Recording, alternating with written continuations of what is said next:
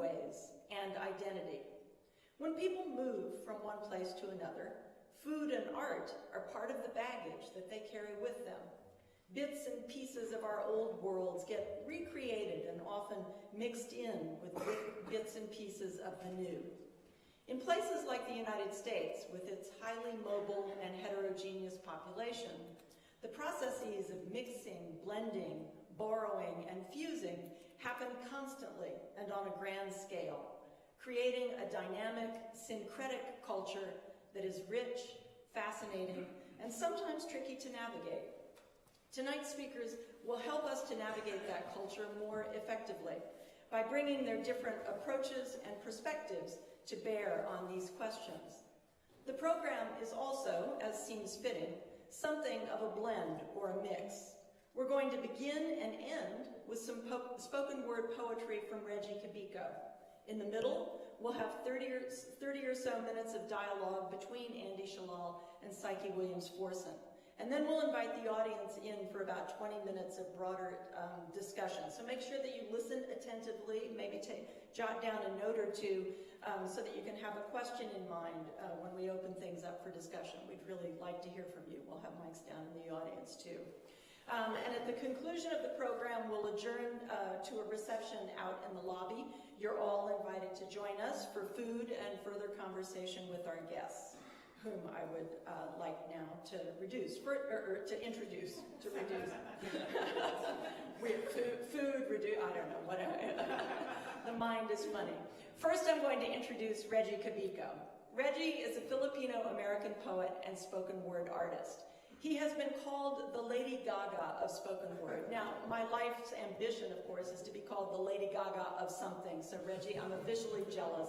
But he achieved that laudable ranking, having won the Nuyorican Poets Cafe Grand Slam and also taking top prizes in 3 national poetry slams.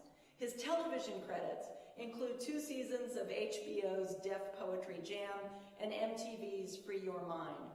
He has also been featured on the NPR podcast, Snap Judgment. His work appears in over 30 anthologies, including Aloud, Voices from the Nuyorican Poets Cafe, Spoken Word Revolution, and the Outlaw Bible of American Poetry. Mr. Cabico is on the John F. Kennedy Center for the Performing Arts roster, as well as on the Virginia Commission for the Arts and Humanities. He is a former NYU Asian Pacific American Studies Artist in Residence. Mr. Cabico received the 2006 Writers for Writers Award from Poets and Writers for his work teaching at-risk youth at Belleville Hospital. Of local interest is that Mr. Cabico hosts a queer open mic at the Busboys and Poets restaurant in Tacoma Park on the 3rd Saturdays of the month at 9 p.m. So if you're interested to come really get a sense of what he does, please join us out in my neighborhood in Tacoma Park some Saturday night. So please welcome Regie Cabico. Let's give it up for your fabulous MC. Let's give it up for Mary Lee. Thank you so much. When I say poetry, you say rocks. Poetry? Poetry. Poetry.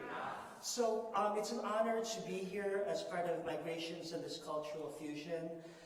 For this beginning set, I'm going to go back to my Filipino roots. Are there any Filipinos in the house? Excellent. Just one, Jenny Laris. Excellent. That's what it was like growing up in Clinton, Maryland. So the first poem that I'm going to do is the mango poem.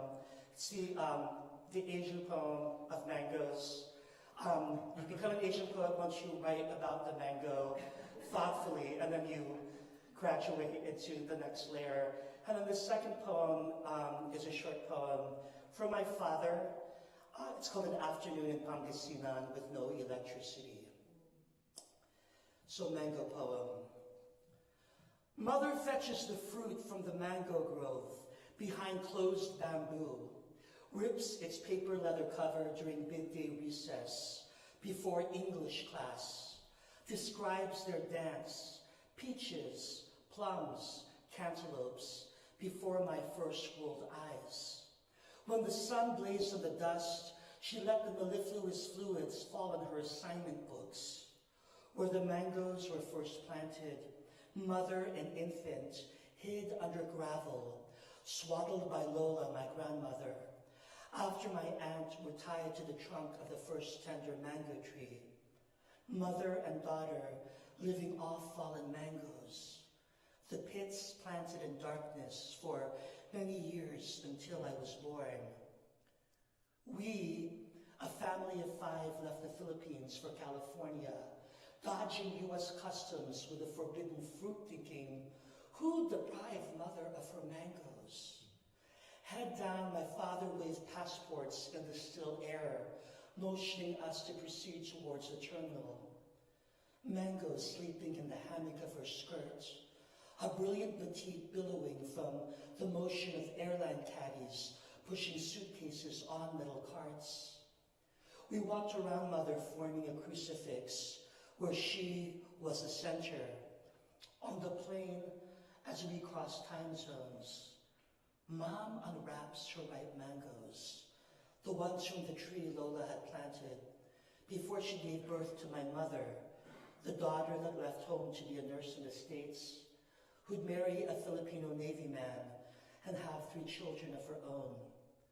Mom, eating the fruits whose juices rain over deserts and cornfields.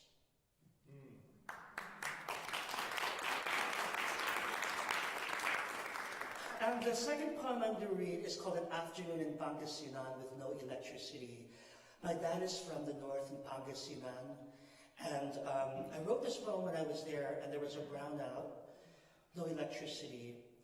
And in this poem, you're going to hear a famous delicacy of the Philippines called balut, which is the purple chicken embryo egg, which you'll see in Fear Factor, as people try to eat this chicken embryo. It's very popular. So you'll hear balut in this poem. In the yellow of butter, my mother colors my skin. In the yellow of sun, my skin becomes brown. In the yellow of yolk, my grandfather finds an egg. In the yellow of noon, we swallow the baby chick. Balut, they call it, long life, he says, and discards the purple shell. Thank you very much. Thank you. Without any further ado, the incomparable Merrily.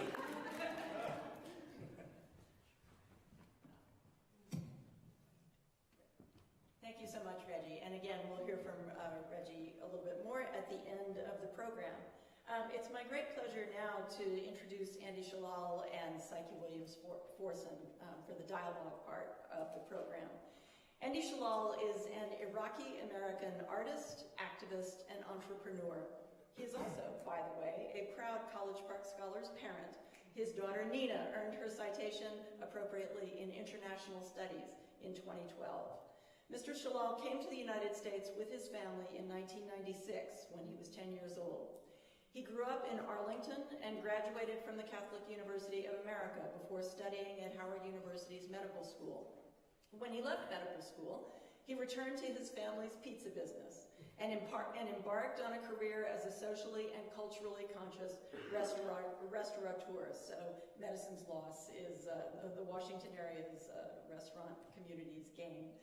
A muralist, philanthropist, and founder of the Peace Balls held in conjunction with presidential inaugurations, Mr. Shallal is most well known in this area as the founder and owner of Busboys and Poets, a local chain of restaurants that feature bookstores, art, performance spaces, and foods from around the world. Launched in 2005, Busboys now has 7 locations, the latest one opening tomorrow in Anacostia, including one not far from here in Hyattsville, and one in Tacoma Park. I'm personally most grateful for the latter because it is in my neighborhood and offers an excellent, affordable Bloody Mary at brunch. With its eclectic variety of foods and its commitment to being a multicultural hub that showcases visual, literary, and performing arts, Busboys is a perfect example of the lively, mixed culture that is produced by migrations.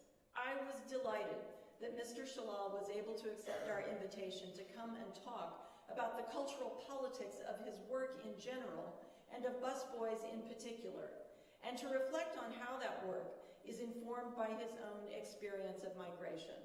And I was thrilled that Psyche Williams-Forson agreed to serve as Mr. Shallal's partner in dialogue, because she is ideally suited to opening up the kinds of questions we are eager to discuss. Psyche Williams-Forson is an associate professor and chair of American Studies here at Maryland. A scholar of material culture and food, she has published 2 books, Taking Food Public, Redefining Foodways in a Changing World, and Building Houses Out of Chicken Legs, Black Women, Food, and Power. Dr. Williams-Forson earned her BA from the University of Virginia and her master's and PhD in American Studies from the University of Maryland. She has won numerous teaching fellowships and awards, teaching awards and fellowships, including a Smithsonian Institution Senior Fellowship, a Ford Foundation Postdoctoral Diversity Fellowship, and a UMD Service Learning Faculty Fellowship. She has also been a fellow at the Maryland Historical Society, the Virginia Historical Society, and the Winterthur Museum and Library. Her new research explores food shaming and food policing in communities of color.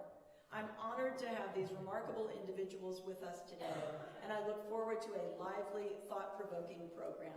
Please join me in welcoming Andy Shallal and Psyche Williams.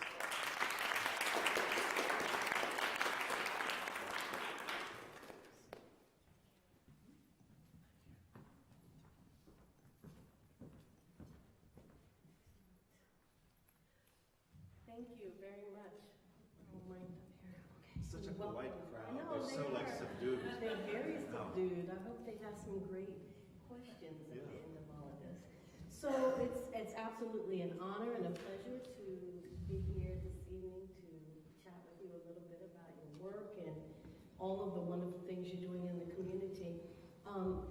Perhaps many of you all did not know that Andy Shallal is the restaurateur owner of Busboys and Poets, but now that we know that, let's start by, who is Andy Shallal?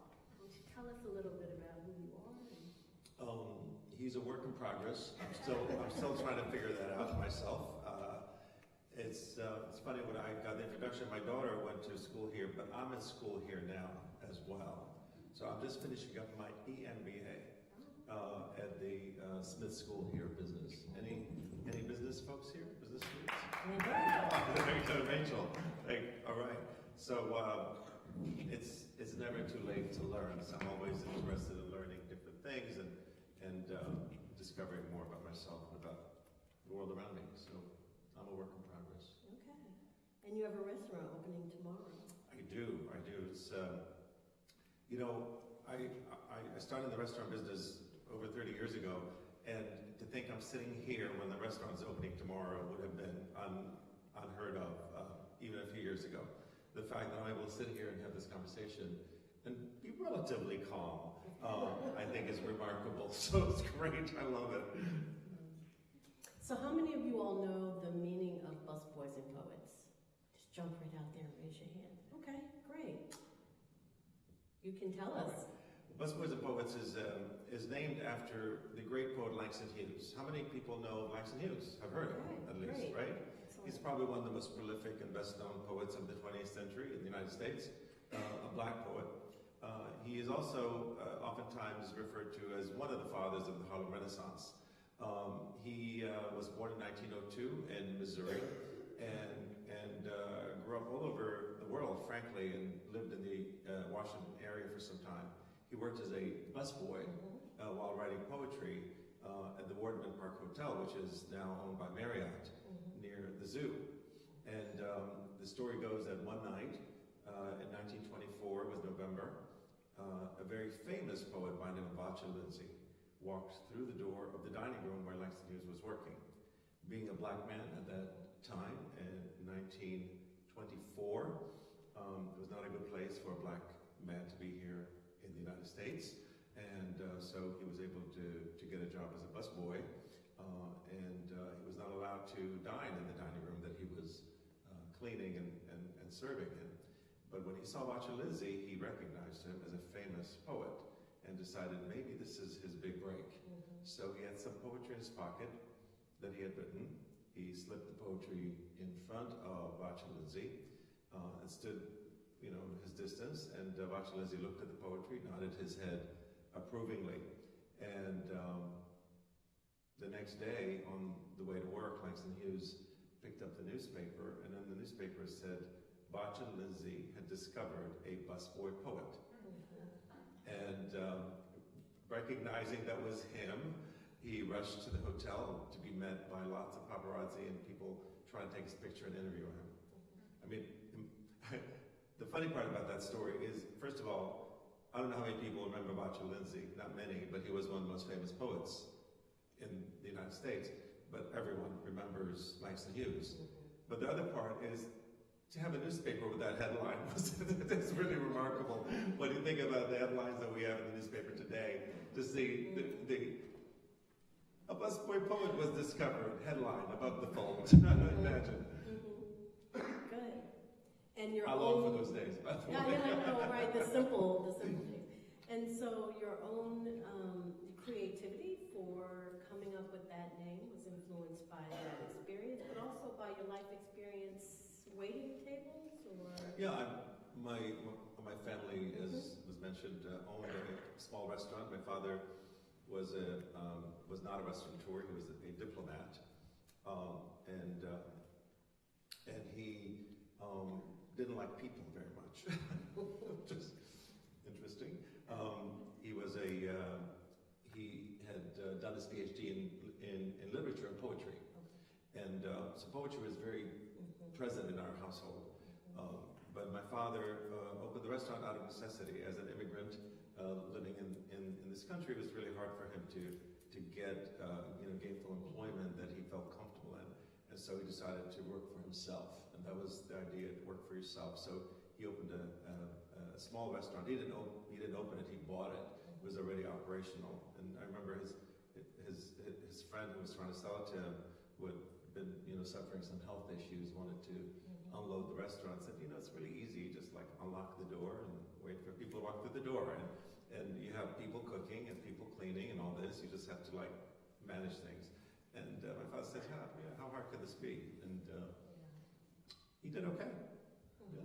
But he hated the business, and really wanted us to have nothing to do with it. I secretly love serving, so I love serving. I love cleaning after people and make sure they're happy when they eat. I'm just one of those strange fellows. But say more about that, because you mentioned in your College Park Scholars interview, when the question was posed about why it's important to create such spaces as Busboys and Poets, that you like, among other things, experiences. So share with us a little bit about the kind of experience that you would hoped people would have when they came to the restaurant. Well, to begin with, I love the question, by the way, but I think part of it is that, oftentimes as an entrepreneur, you create something that you wish was there, and you can't find it, so you make it. I remember after 9/11, as a Muslim Arab living in this country, it's very lonely. It was feeling very, very odd.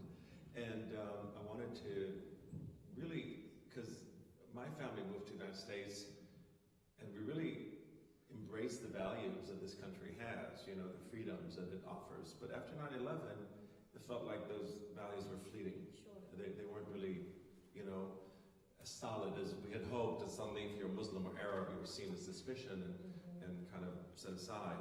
And I went into really a funk, there for a while, feeling like this is not for me, this country. Maybe we should, even I remember my mother saying, let's move, they were trying to look on the map to see where they're going to go, Morocco was an option, somewhere else may have been an option, but they couldn't go back to Iraq. Iraq was a mess, and Saddam Hussein was there, and it was lots of turmoil going on, and America wasn't a friendly place, so you kind of stuck between two, three, four worlds, who knows?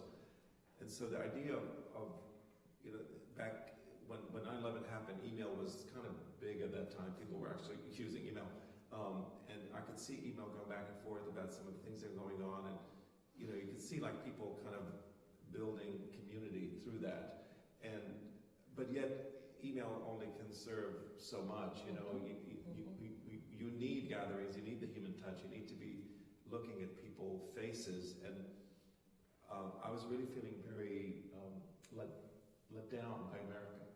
And so the idea of opening a place was kind of really to affirm for me that I'm not alone, that there are people that want to see a better world, there are people that care about the values this country brings. And so I remember when we first opened the door, and you know, we were a place that was, you know, unabashed about our mission, you know, have all these people come in, and you know, you started seeing people that are like in the peace movement, people that are doing social justice work and all. It was so reassuring. I remember the first couple of days when we had like a rush of people coming in, and you could see like whole groups of really a lot of famous people sitting down, you know, people that I've read about and so on, to be there, to be eating. I started tearing up thinking, wow, this is possible. Like there are people out there that care, there are people out there that see the world in a way that is beyond just the death and destruction and wars and all that stuff. So it was kind of really cool to be able to do that. And I forgot your question. That's it. No, you answered it. What kind of experiences? But I mean, I want to take a moment and pause to share with the audience that this is really a unique moment, right? Because so many of us go to restaurants and we eat, we never know the backstory, you know? And so our experience is really outward facing. It's basically in our group. So thank you so much for sharing, you know, these parts of your experiences with us, because I think the next time we eat at one of your establishments, we'll have a different experience. And, well, like you said, we set it up in ways where people can actually have community, you know, so there are couches, there are big tables, there are opportunities for people to intersect with each other.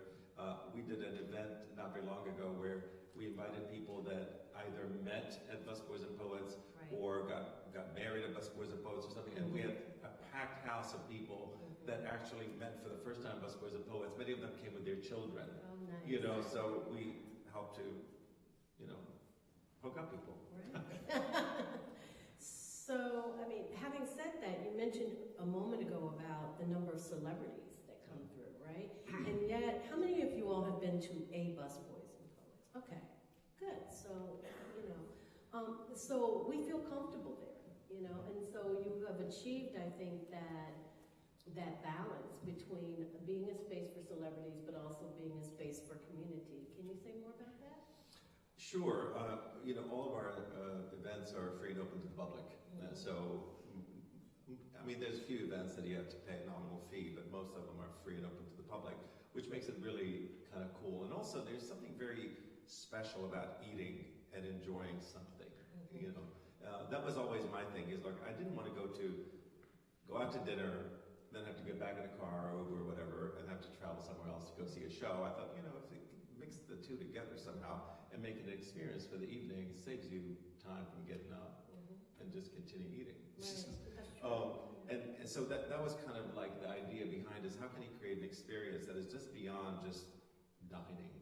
Your dining is important and it has a certain cultural significance to it, but I always wanted to kind of extend people's minds. You know, you're feeding their body, how about feeding their mind, how about feeding their spirit? You know, all of those things can happen in a space. And it's interesting because food is able to kind of open up people in a different way.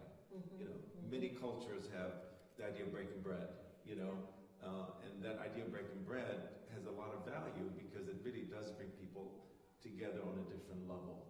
When you're eating with somebody, it's hard to hate them. It's hard to be angry at them. You know what I mean? Right. So a lot of peace, you know, gatherings happen over food because of that, I think.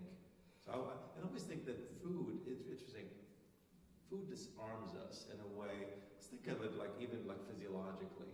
When you eat, you know, a lot of blood has to go to your gut, right? Because it has to take care of the process of you know, grinding the food down and all that.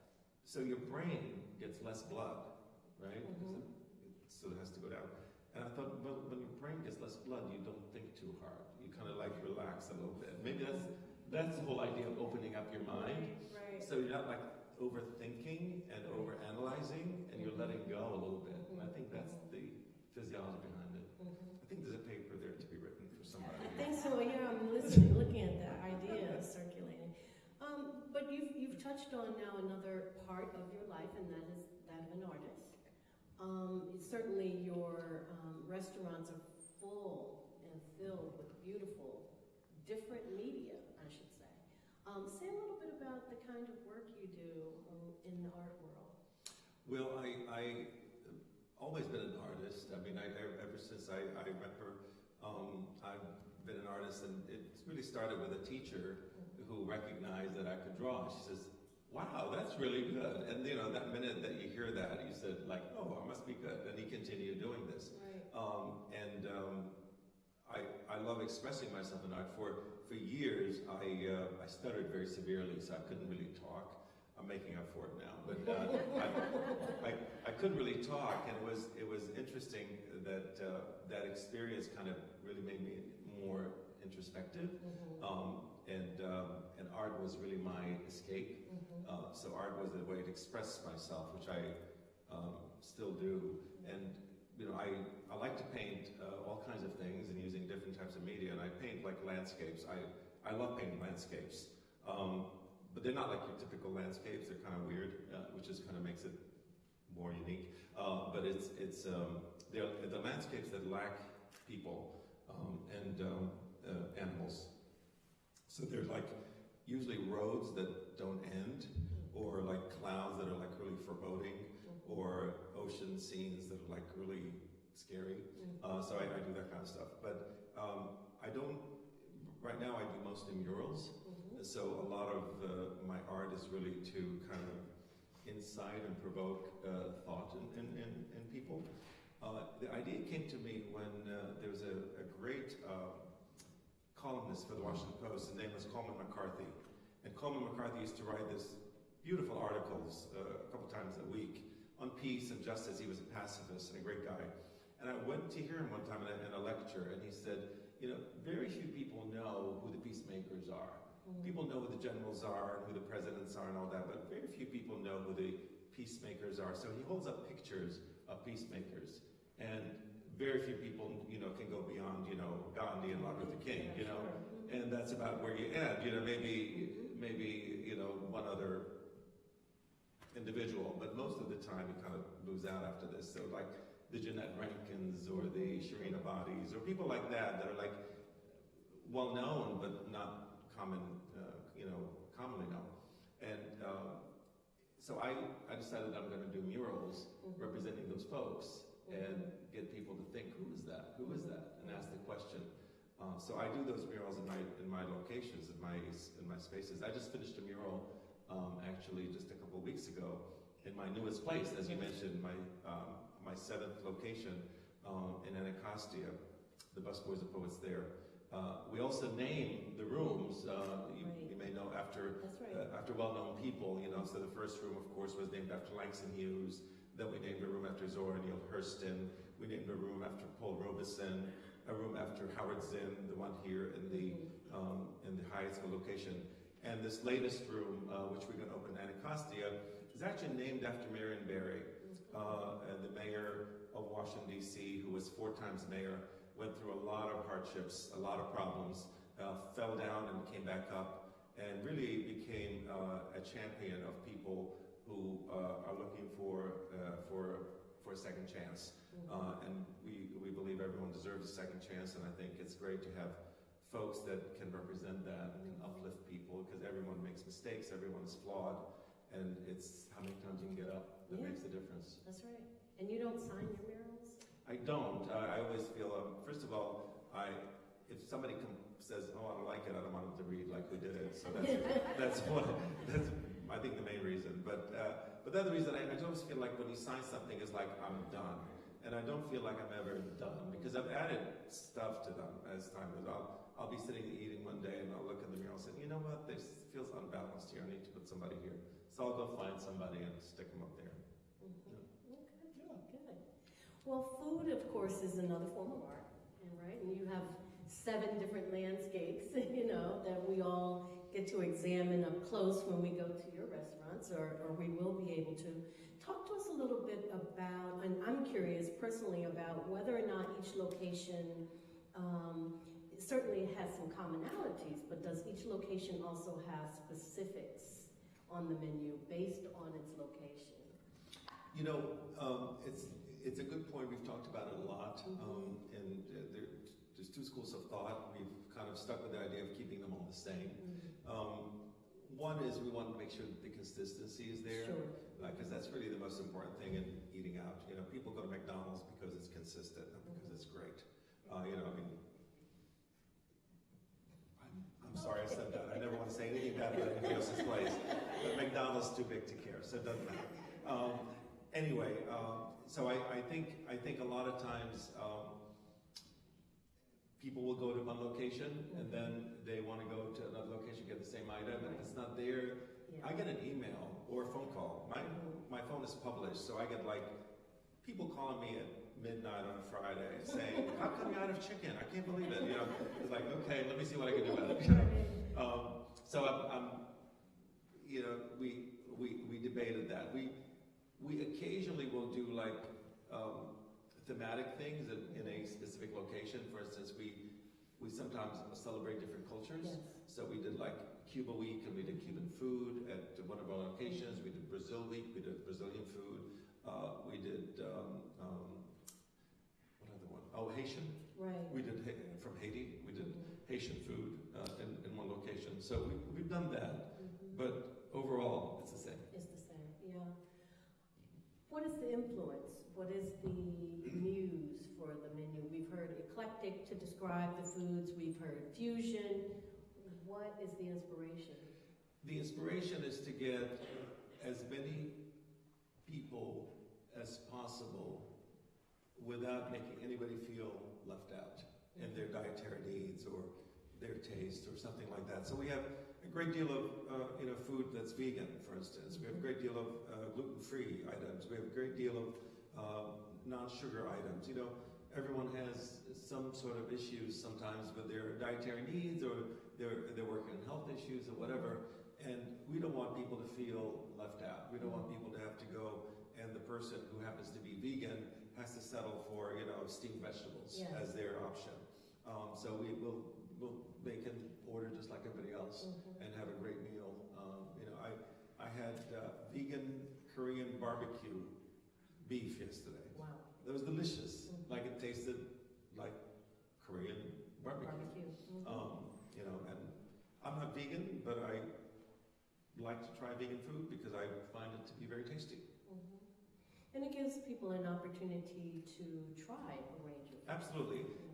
That's exactly right. You're so right about that. Is we're really trying, as we move our menu forward, we try to lean toward more healthier options, more vegetables, and more vegetable-based foods, and more vegan and vegetarian-style foods. So if you've been watching our menu, it has graduated slowly over time, moving toward vegan and vegetarian options, with the hopes that someday we will get away from meat. So having said that, what are some of your earliest food memories, and how have you seen your own palate evolve and shape over time? You know, I'm not a very sophisticated eater, frankly. I love sophisticated food, and I enjoy food. I have a great palate, so I can understand food. I can, you know, assess it. But I'm not a picky eater at all, like your daughter. Hello, you there? Who's over there? Yes, my daughter is in the back, on her phone. No doubt. Anyway, so I enjoy all kinds of food. You know, I'm a crazy cheese eater, so I think if there's anything that's not going to stop me from being vegan is because of cheese. I love to try all kinds of foods. I never like say that's gross or I can't taste that. I'm always going to eat something if you put it in front of me and try it once at least. I love all kinds of, I like spicy food. I like hot, spicy food, so that's my thing. I don't know, I like all kinds of food. I can't pinpoint myself. I try not to eat too much meat. I mean, that's just my thing. My wife is vegetarian. She's always telling me that I shouldn't eat as much meat. so I listen. So we've been having a great conversation, but there's another area that I want to dabble in for a moment, and that's the cultural politics of food that often unsettles people, because while food brings us together, it can also be a matter and a source of tension. How do you deal with that? You mentioned in your interview the elephant in the room. So when you're doing training in your restaurant with your staff, the very real issues of representation in the food industry, where people are placed in restaurants, who's at the bar, who's at the front of the house, who's at the behind the kitchen door, women, and how much folks are being paid. So how do you deal with those from a conscious point of view? Well, there's so many issues, there's so many social issues that are out there that we have to deal with and we have to address, and I'm really delighted to see the seismic change that's taking place in even the past few years. But the issue of race continues to be, I think, the most significant hurdle that this country has yet to overcome. There are many, many hurdles still that we have to overcome, but race has been, in this country's foundation, right, from the get-go, right? And I think for years, people thought that if we just forget long enough, that it'll go away. And yet, that's not how life works. Sure. You never forget, and it never goes away unless you deal with it head on, like any issue. And I think the United States has been too afraid to delve into race, too afraid to be uncomfortable about dealing with race. I think for years there was this effort to, I know back in the mid-90s, there was a big effort to go through diversity training was the big thing. It's like, if we can all go through diversity training, we can learn to tolerate one another, right? I mean, that's a... Yeah, no, that's right. If that's a low bar, I don't know what is, So how can we learn to tolerate one another? And the whole idea was that I remember sitting through a training. I was with the Fairfax County Public Schools. I was chairing their Human Rights Commission. And I'm sitting there in this training that was offered to us for a week-long training on diversity. The word race never came up once. And I remember in the conversations outside after class, the white people were feeling really good about it. They thought, yes, we are getting there. Yes. And the people of color, brown, black people, were really feeling cheated. They were feeling like what is this all about? And really what it felt like at the end, in analyzing it, it felt like it was really about how to make white folks feel comfortable. That was the whole intention of this. The other stuff didn't matter. It's like, as long as white people are comfortable, we can move on. Then we can become a better society.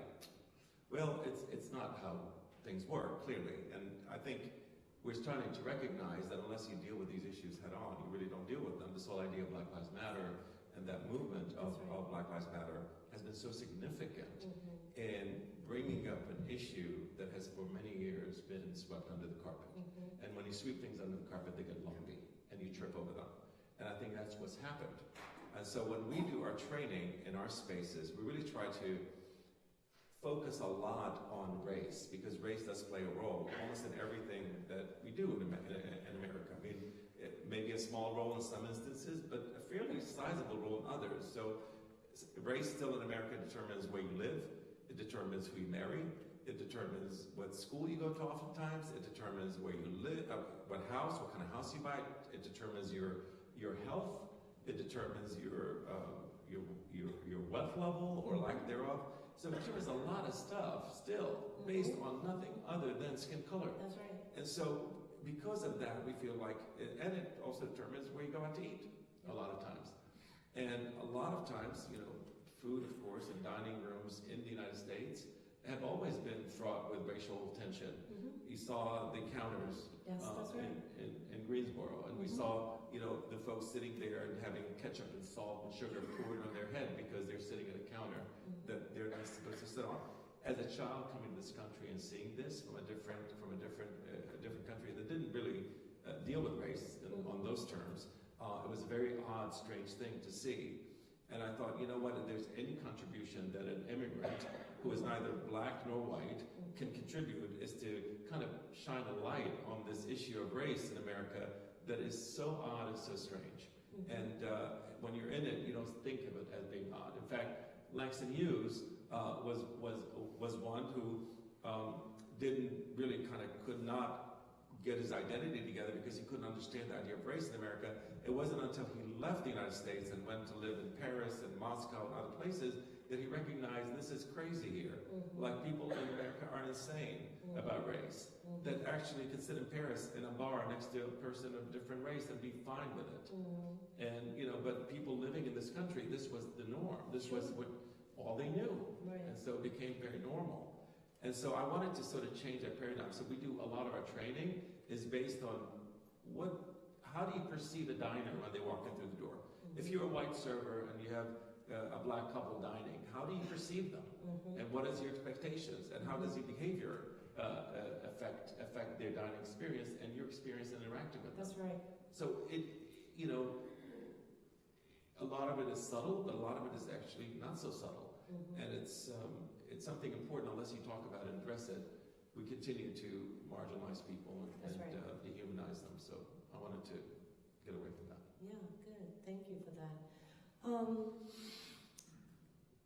Yes, I had a follow-up question actually, and that based on something you just said, and right after you said that, it went right out of my mind. Other than the fact that that's an important strategy because sometimes people see folks of color and think they don't tip. Oh, sure. And so that's directly going to affect how a waiter comes to your table. Or Right. And you know how that works? The way it works is, let's say you have an empty restaurant. Okay, you just opened up the door early in the morning. You have a black couple walk in. Okay, that's your first couple, let's say. And the hostess takes them and seats them back in a corner. And the black couple is thinking, why are you seating me in the corner? Usually, because that's been historically, that's what's happened. People get sat in the back, or in the back of the bus, in the back of the corner, so on. So there's a lot of, that's fraught with lots of issues, right? So the black couple does not see that corner as being really cute, cozy and nice out of the way. They see it as, I'm being seated in the back. Right. So their behavior, of course, internalizes that. Yeah. So now the waiter comes up to them, not knowing what's going on, and says, good morning, you know? And they're giving him that evil eye, you know? And it becomes a self-perpetuating thing where the evil eye begets less than great service, the less than great service begets, you know, more evil eye, and so on. And then the tip ends up to reflect that.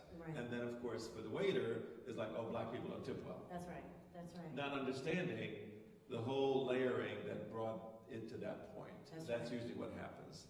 But when people get treated with dignity, they respond equally. And now you all just received the Cultural Politics of Food 101. But also the menu, also being the same, equalizes a lot of that, right? So that folks don't have to worry either that if I go to a restaurant over here, I may not, you know, get the same quality of food. You know, they're not going to have avocado because, you know, they say this group of folks don't like avocado or what have you. So that's another, you know, reason for the menu being what it is. And the other thing, just to add, I'm sorry to interrupt you, is to add that we have a very wide price range as well. So you can come in and get, like, we have a few dishes during happy hour are half price. So you get a really nice meal for $5,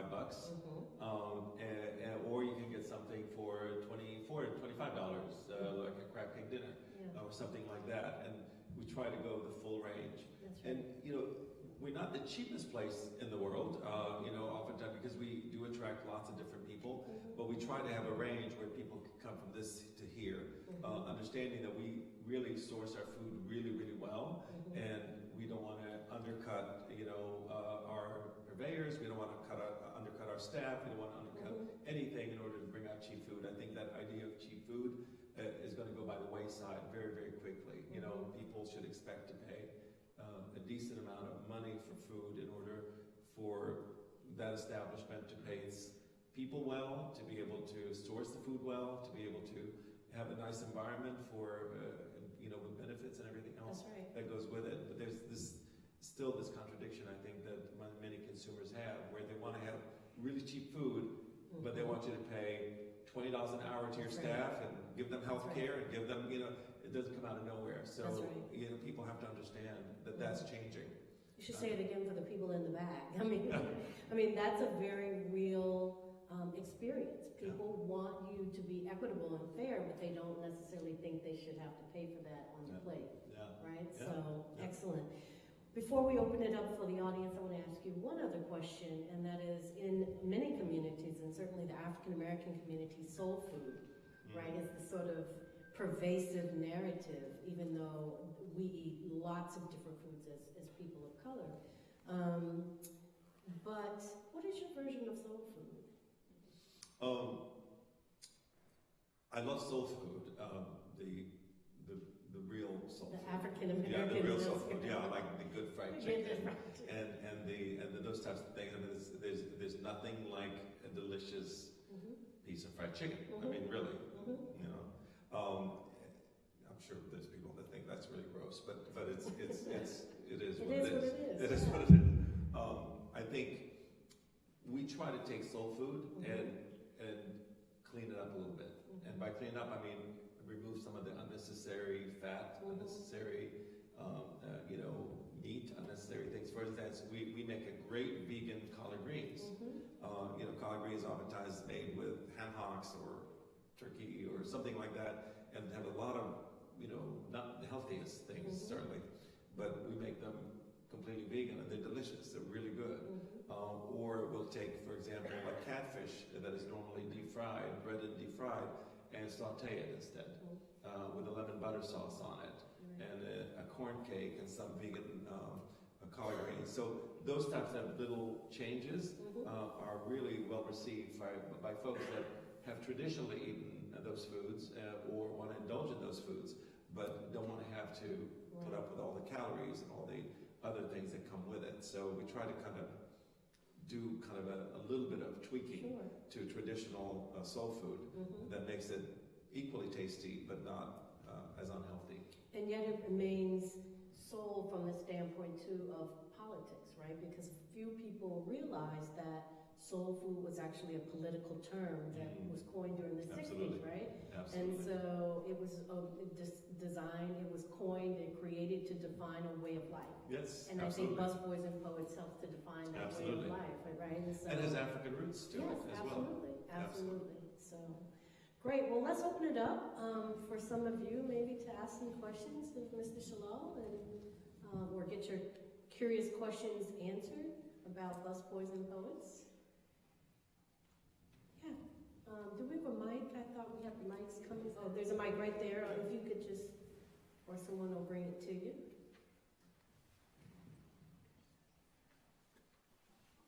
Great. Is it on? Yeah. So I wanted to ask a question based off of your example of the black couple being put in the back. When is it the personal responsibility to assume a positive intention? Because I think that's something that happens a lot recently, where there is no communication between people of different genders or different races, and we assume the worst from the other. When does it become the person's individual responsibility to kind of say, okay, maybe this isn't a negative thing, right?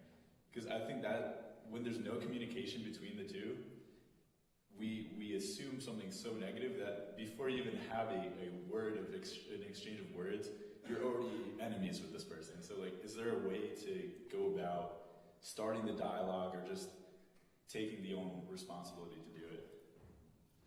That's a great point. I mean, I think I come from sort of the tradition of peace studies and conflict resolution. You begin with yourself. You have no control over what the other person thinks or does. You only have control over your behavior. And if you can assume instead of that person really hates me or doesn't like me or for whatever reason, they're acting the way they do, assume they're just not having a good day. Assume that your job is to try to make their day a little bit more pleasant and be more flexible in how you interpret them as well. I know that sort of takes away the responsibility from the other person, but if everyone takes responsibility for themselves, then eventually I think you'll have a better world in a sense. But the problem we have is I think right now, especially when it comes to issues of race, as we were talking about earlier with the example, is that dialogue is not as fresh and open as it needs to be. Once the dialogue is open and there's a sense of acceptance of that openness, of that dialogue, it's very hard for people to assume that the other side has good intentions. It's really difficult. I don't know. I'd love to hear your viewpoint as well. No, I agree. I think there's definitely a point where both sides need to lower their barriers, and I think when you have an intention to fix things, sometimes you have to let the words go because the conversation just starting is an important first step. Well, what do you think about that? well, I mean, this is not race specifically, Yeah, but we just have an example, for instance, what happened. Recently we had a couple of Congress people, some of the new freshman Congress people. We had Ilhan Omar, and we had Rashida Tlaib, and we had Pramila Jayapal come to Busboys and Poets to do a town hall meeting. And Ilhan said a few words.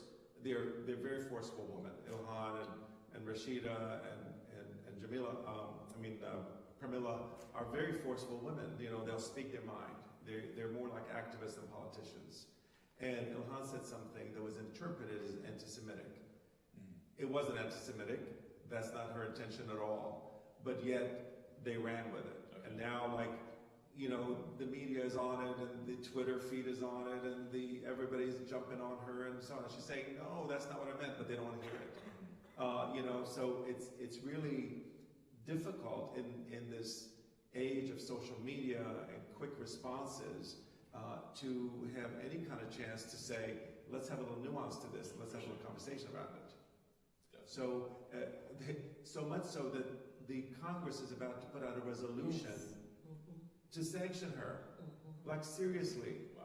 Yeah. I mean, the first of two Muslim women, I mean, first of all, to say the first of anything today is like ridiculous. Yeah. Like, really, the first of Muslim women today seems unfortunate. As much as it is exciting to see, it's unfortunate that we have the first of that.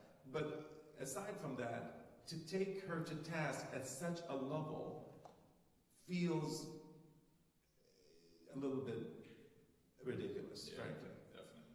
I agree with that. So how do you balance that? I don't know. Yeah, it's hard. I think a lot of people want to do it. It's just figuring out that other people want to do it is another step. Is just looking at someone saying, "Hey, I want to fix things. Do you want to fix things?" And I think again with the dialogue, if you could start, it's a cool thing. And I've been to Busboys and Poets plenty of times. I love the environment. There's many different people that you see, and it's a very comforting, delicious place to be. And Thank you. I just want to add that as well. So Thank you very much. Great. So, you said you see yourself as neither black nor white. Do you feel like sometimes your race kind of changes based on the situation you're in? For me, it happens to me a lot because I'm like mixed. I'm half Asian, half white. So when I'm around a space that's like completely white, people will be like, "Oh, like your eyes are different." And then when I'm in a space with more black people, they'll be like, "Oh, she's white." And like, so I'm wondering if you kind of struggle with your identity in that way and feel like you need to change how you label yourself based on where you are. Sure. I think, you know, we all, you know, code switch at some level or another, I think. I remember as a kid when I first came here, and I've said this story before, as a kid I had an afro when I had hair. You know, I was a little boy, you play out in the sun all summer long, and by the time, you know, school starts, you're pretty dark.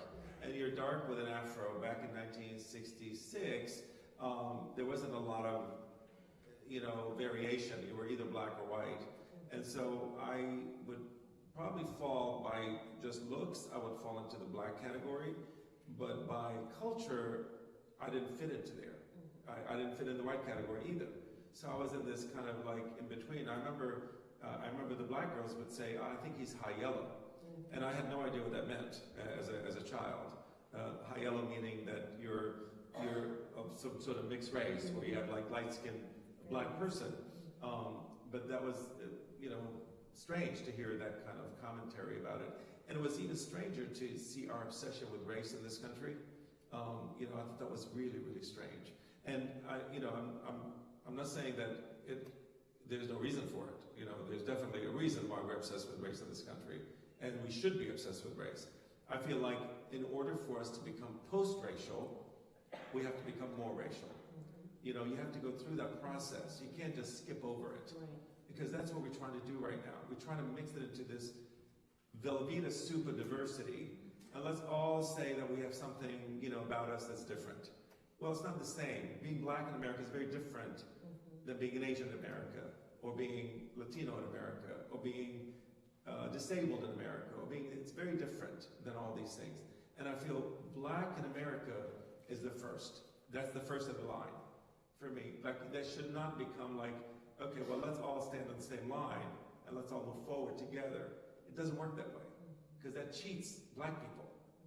Black people have to be in the front of the line, because they're the ones that were brought here to this country in such a horrific way. And we never addressed that. We never talked about that. We never dealt with that. America has to deal with that in order for it to deal with its other issues. And I feel like we keep trying to skip over it, and it's not going to happen.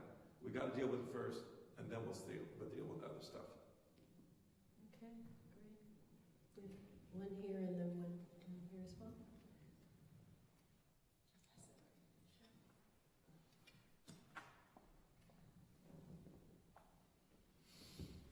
Hi, thank you for being here today. Hello.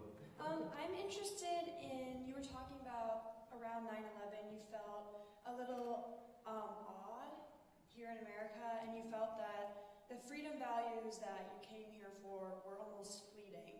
So I'm wondering if you experienced any specific instances of discrimination, or if your family did.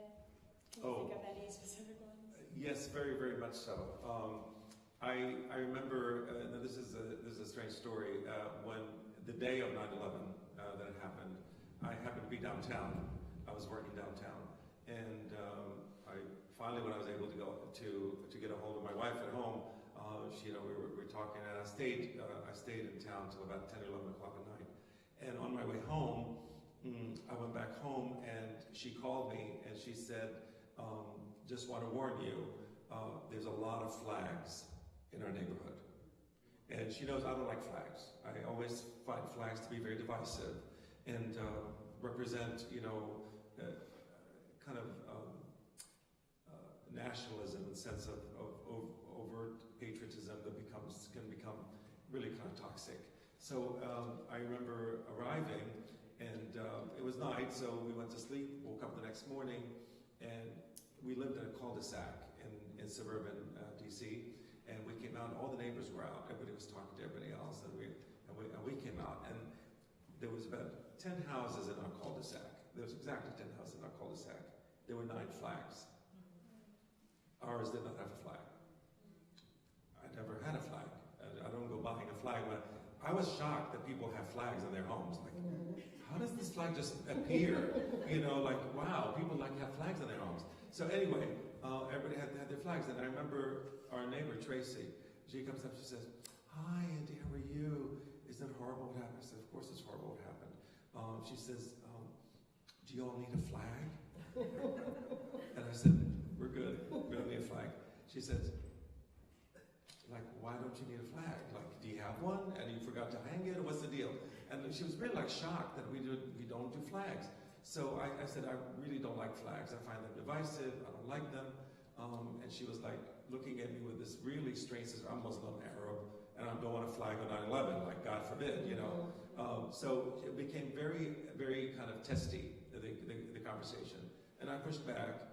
We go inside, and my wife said, "Look, there was a flag planted on our yard, not a big one of those little flags with a stick, was planted on our yard by our mailbox." I was so furious. I went out and I picked it up and I took it off and I went inside. I said, "This is just awful." It felt like somebody it felt so un-American to do that, for me at least. And other people would think, no, it's un-American not to put a flag. But I find that completely the opposite. I came from a country where you had to vote for the person who was the dictator. Otherwise, you were like harassed, or maybe even worse. That just because you did that doesn't make it right. And I feel like one of the beauties of America is your ability to dissent. I always feel like people like myself, who are the dissenters, are always asking questions that oftentimes people may not want to ask.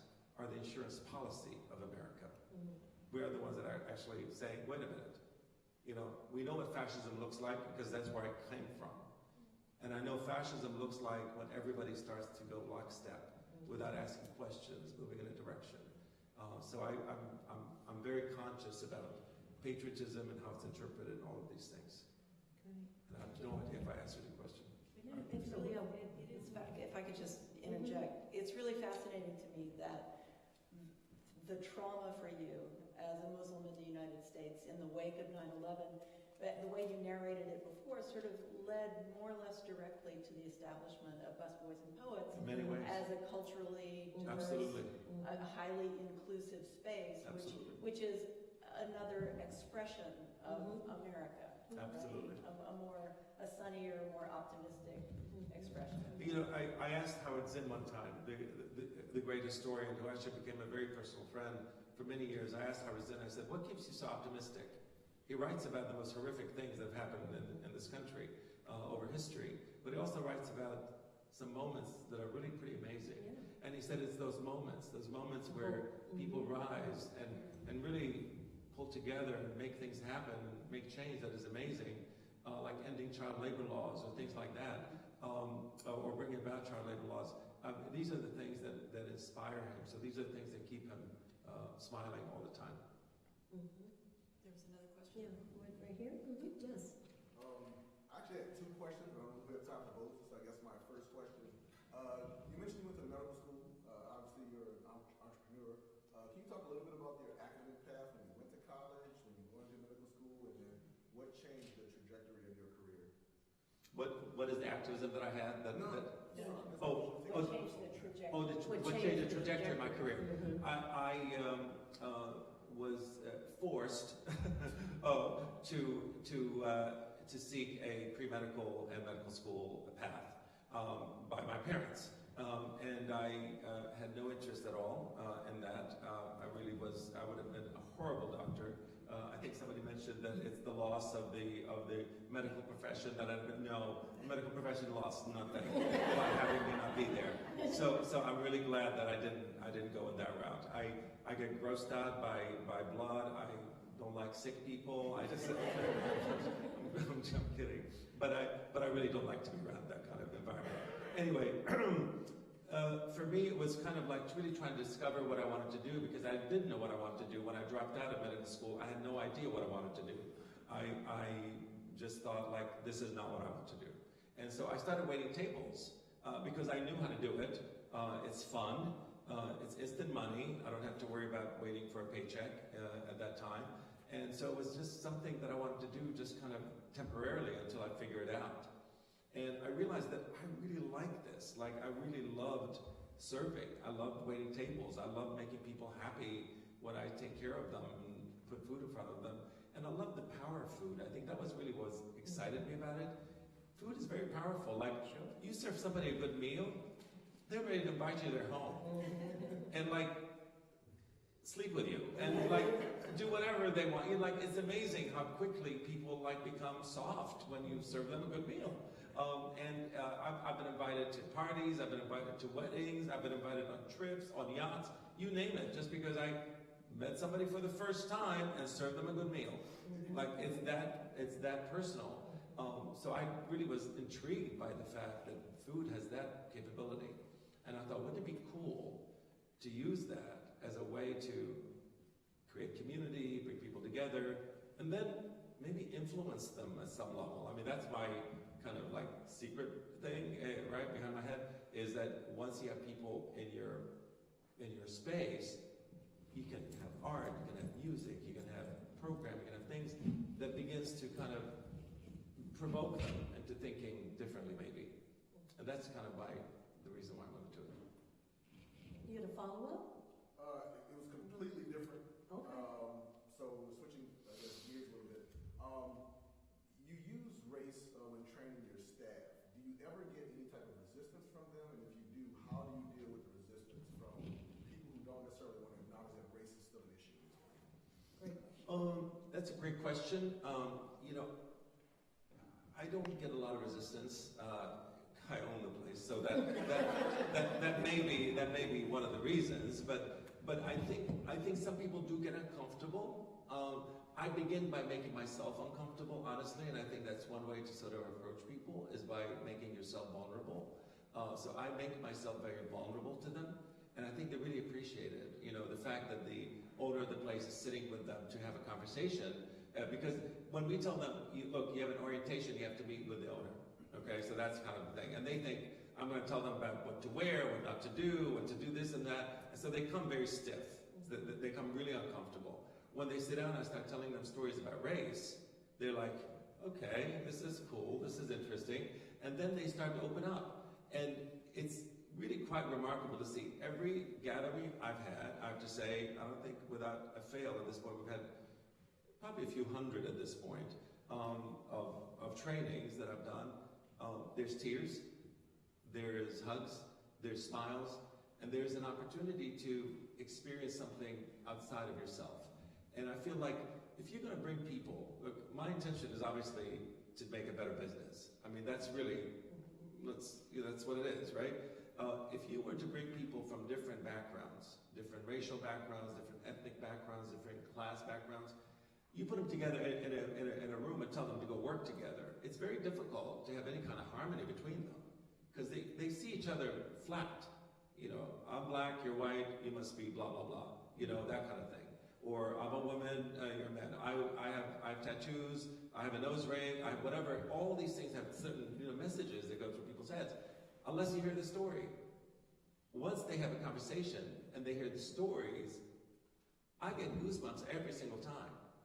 The stories are so remarkable and so connected that people walk away feeling completely different. Like it just blows your mind. Like suddenly this woman with the tattoos and the nose ring, is a healer from who's spent time in Bali, who did this in yoga and listens to Barry Manilow. It's like what? Like all of that. Like it really does this mind thing on you, and suddenly like all your assumptions get thrown out the window. And once you have that, you open up people's minds in a whole different way, and they start to connect with each other. And most importantly, they learn about themselves. They learn about who they are. What assumptions am I making? Why am I making these assumptions? Something is going on. And so that's really, I think, the key to those types of conversations. Andy, this has been amazing, right? I know you're going to Right. close out, but this has Of been course. amazing. It's been amazing. Because I don't know that people will now, go back to Busboys and see it in the same way again, which is part of that artistic sharing, but also just having a meal. I'm hoping that people will think differently about the ways in which they interact around food and how food and art intersect, and especially our lives as people. Absolutely. So thank you so much. Absolutely. Yes, thank you. I do want to ask one question. I had a bunch of them in my head, but then you all started talking about fried chicken, and frankly, my mind became a blank, because I have had Busboys fried chicken, and it's amazing. But I do wonder, Andy, as I listen to you talk, and I note that you have a new restaurant opening tomorrow, again, in Anacostia. To what extent do you think the success of Busboys is tied to its multiple locations in the greater Washington area? In other words, do you think that you could take the concept and would it work in New York? Would it work in Omaha or Indianapolis? Or is it really somehow, I want to answer the question by saying, no, it is tied to this. As wonderful as I think it is, it feels somehow very rooted in the Washington area. But what do you think? I think it is rooted in D.C. I get tired of people saying this is so New York. Because Yes. New Yorkers are so arrogant. How many Right. people from New York here? Like really get over yourselves, all right? But anyway, it seems a lot of people like will walk in and anything that's cool, this is so New York, right? right? That used to be the mantra, and I always wanted to have people say this is so DC, and not make it like sound this is so DC, like horrible. You know, so I think you're right in that sense, but I do believe that I think there is room in almost any community to have a gathering place to bring people together of different backgrounds, different interests. We have what we call a tribal statement. And tribes, you know, isn't about like co-opting or assimilating, American Indian kind of language per se. But a tribe, I come from a tribe in Iraq. We have tribes. Almost everywhere in the world there are tribes and people. And tribes are really basically people come together with shared values, over shared values, right? So we decided to create a tribal statement because we felt like it's important for people to understand where we're coming from. So the tribal statement begins by we are a place where racial and cultural connections are consciously uplifted.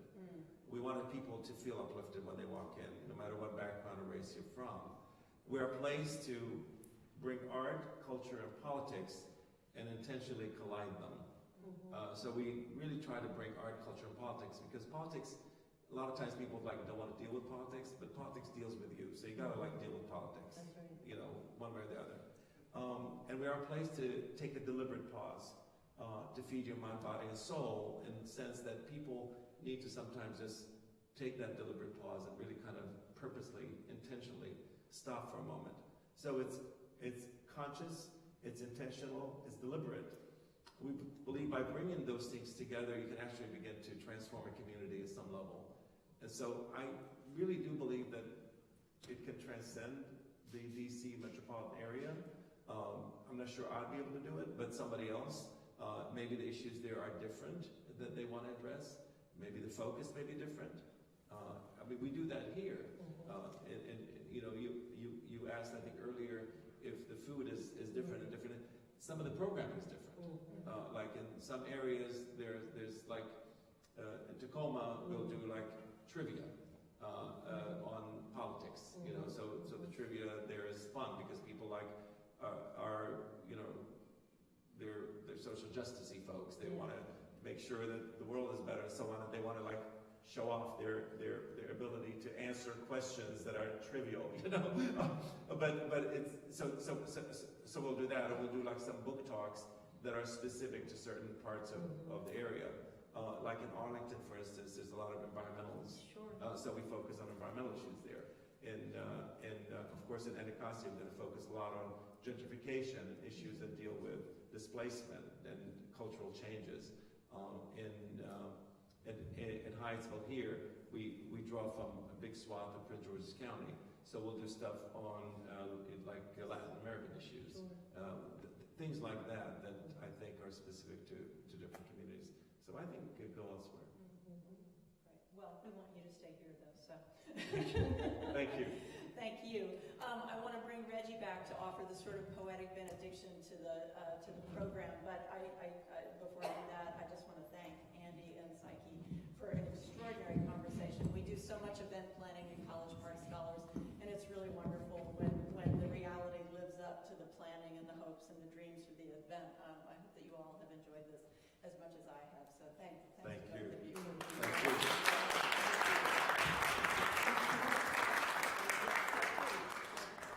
All right. First of all, shout out to Jane Hirschberg and Mayu Mishina, and also to Jenny Laris, who inspires me. So I've got two short poems for you. The first is called, Upon Recalling the Filipino Dishes I Do Not Know How to Cook. Sometimes you grow bored of the dark, sizzling jungle of a wok, and you remember how celery, carrots, the whole long story of an onion kept you transfixed in the sign of cancer. You long to break into the metropolis of noodles. Vinegared poultry parts scream, I love you, I love you, I love you. You're a Pasco pork basted in ginger ale, waiting for black pepper. Chopped garlic outweighs you with its skin-crackling karaoke. The spatula has seen the agony of Goya and knows the oily beauty of fish sauce. Like an overworked gospel singer, the white platter grows enormous with olives. You plunge a pitchfork into the shredded bits of goat your father serenaded with his holy cleaver. He whistles the same sutra for shrimp, plump and pink as Joan of Arc, before dunking them in a sacrament of scalding broth. Bites a baby empanada and engulf a herd of angels. Rinse it with a mystic splash of ginger tea. Your body is that one pagoda, that pillar of salty regret, that hungry bottle of a slim American sailor that has devoured all the stellar secrets plucked from your inner whore.